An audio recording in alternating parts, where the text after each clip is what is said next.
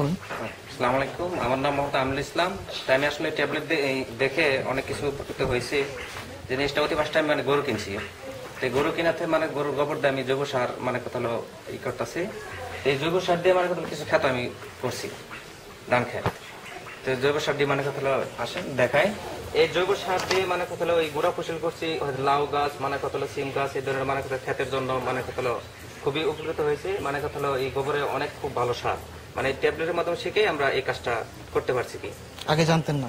আগে আসলে এই বিষয়টা কথা তেমন একটা অভিজ্ঞতা ছিল না, কিন্তু ট্যাবলেট দেখার পর থেকে কথা এই গোবর থেকে যে জৈব সার তৈরি হয়, এই জিনিসটা কথা আমাদের খুব কথা সহজ হয়েছে। কি জিনিসটা আগে এই জিনিসটা তেমন একটা ক্লিয়ার ছিলাম না আমরা, এটা এখন ক্লিয়ার যে এই গোবর দিয়ে জৈব সার তৈরি করা যায়।